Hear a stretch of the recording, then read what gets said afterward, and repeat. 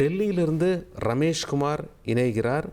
ரமேஷ்குமார், இரு நாட்டு தலைவர்களும் சந்தித்த அந்த காட்சிகளை நாம் தற்பொழுது பார்த்து வருகிறோம். உங்களுடைய தகவல்களை பதிவு செய்யுங்க. நிச்சயமாக டெல்லி வந்து இறங்கிய ரஷ்ய அதிபர் புட்டினுக்கு பிரதமர் மோடி உற்சாக வரவேற்பு அளித்திருக்கிறார். தன்னுடைய நண்பன், அதாவது இங்கே எப்படி சொல்றாங்க அப்படின்னா தோஸ்த் என்று சொல்கிறார்கள் புட்டினை, தன்னுடைய தோஸ்தை பிரதமர் மோடி கட்டி அணைத்து வரவேற்பு தெரிவித்திருக்கிறார். அதனைத் தொடர்ந்து அவருக்கு சிவப்பு கம்பள வரவேற்பு அளிக்கப்பட்டிருக்கிறது. ரஷ்ய நாட்டை சேர்ந்த நடன கலைஞர்களும் இந்திய நடன கலைஞர்களும் நடனமாடி புட்டினுக்கு உற்சாகமான வரவேற்பை வழங்கியிருக்கிறார்கள்.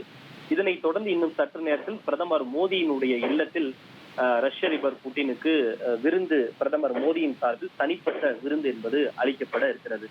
அதாவது ரஷ்யாவுக்கும் இந்தியாவுக்கும் இடையில் வரலாற்று ரீதியான உறவுகளும் இருக்கிறது, கலாச்சார ரீதியிலான உறவும் கூட இருக்கிறது.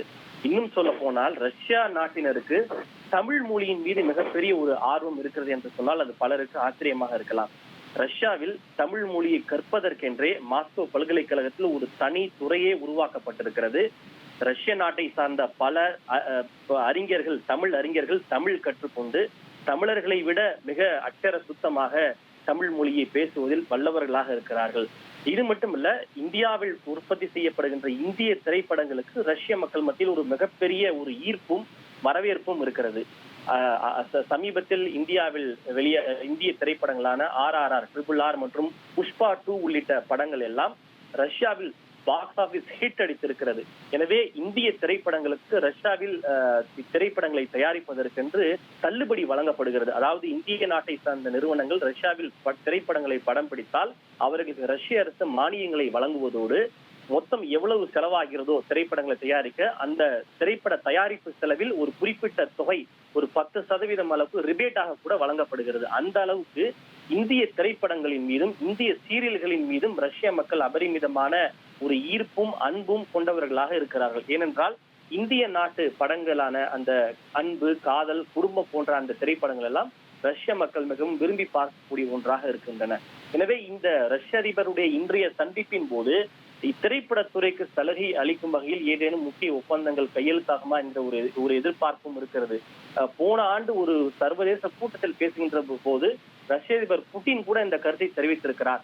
நாங்கள் இந்திய திரைப்படங்களை காதலிக்கிறோம், இந்திய திரைப்படங்களை ரஷ்ய மக்கள் நேசிக்கிறார்கள் என்று புட்டினே ஒரு சர்வதேச அரங்கில் இதனை தன்னுடைய கருத்தாக தெரிவித்திருக்கிறார். எனவே இந்திய திரைப்படங்களுக்கு ஊக்கம் அளிக்கின்ற வகையில் சில முக்கியமான கையெழுத்துகளோ புரிந்துணர்வு ஒப்பந்தங்களோ இருக்குமோ என்கிற ஒரு பெரிய எதிர்பார்ப்பு எழுந்திருக்கிறது.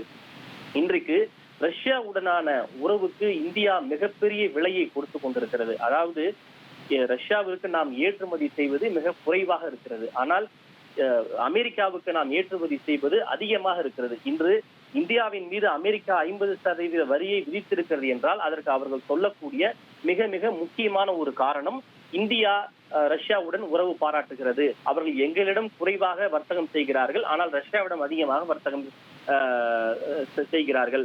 அதே போல அவர்கள் ரஷ்யாவிடமிருந்து கச்சா எண்ணெயை வாங்குகிறார்கள். நாங்கள் ஏன் இந்தியாவிற்கு சலுகை செய்ய வேண்டும் என்று அமெரிக்க அதிபர் ட்ரம்ப் திரும்ப திரும்ப கேட்டுக் கொண்டிருக்கிறார். எனவே பல சந்தர்ப்பங்களில் ஒரு விவாதமாகவே எழுந்திருக்கிறது, நமக்கு ரஷ்யா முக்கியமா அல்லது அமெரிக்கா முக்கியமா என்று பல சந்தர்ப்பங்களில் மிகப்பெரிய விவாதம் எழுந்திருக்கிறது.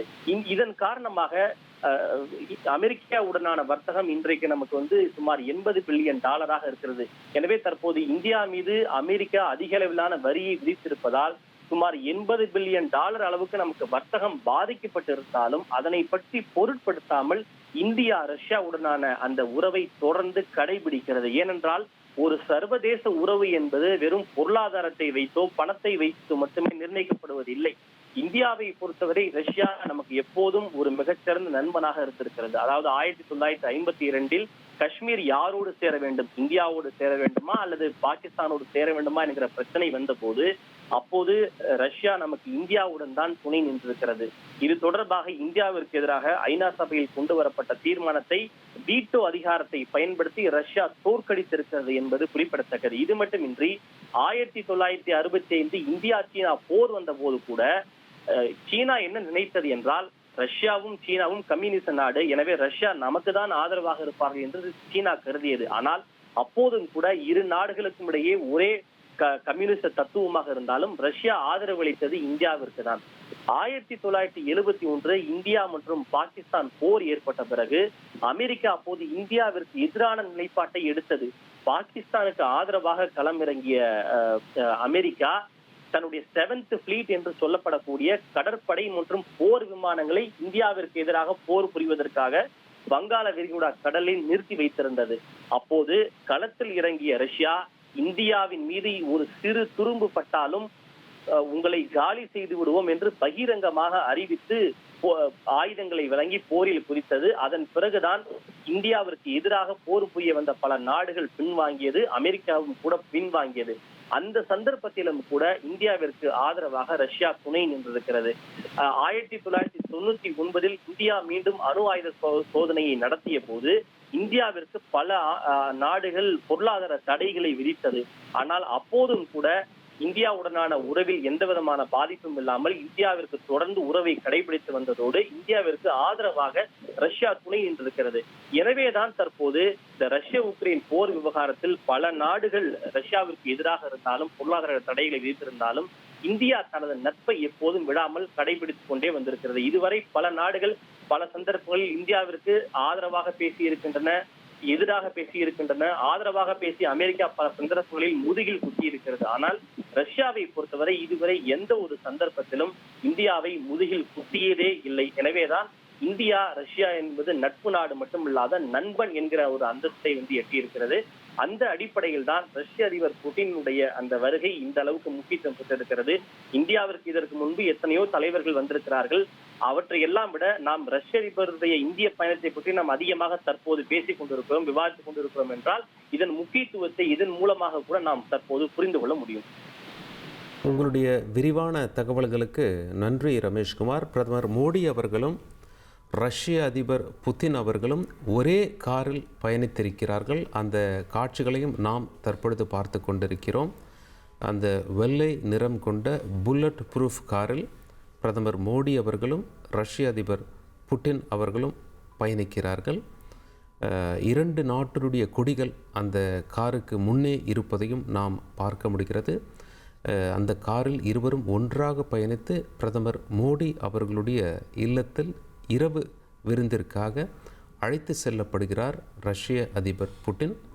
இன்று மாலை பெரிய அறிவிப்பு, வர்த்தக ஒப்பந்தம் தொடர்பான அறிவிப்பு ஏதும் வெளியாகாது என்று சொல்லப்படுகிறது. நாளை அதிகாரப்பூர்வ அந்த கூட்டமானது நடைபெற்ற பிறகு அதிகாரப்பூர்வ அறிவிப்புகள், கையெழுத்தான ஒப்பந்தங்கள் உள்ளிட்ட தகவல்கள் வெளியிடப்படும் என்றும் சொல்லப்படுகிறது. இனி செல்லும் இடமெல்லாம் செய்தி. தந்தி டிவியின் வாட்ஸ்அப் சேனலை ஃபாலோ பண்ணினா செல்ல இருக்கும் இடமெல்லாம் செய்தி. இதோ QR கோட், இப்பவே ஸ்கேன் பண்ணுங்க, ஃபாலோ பண்ணுங்க.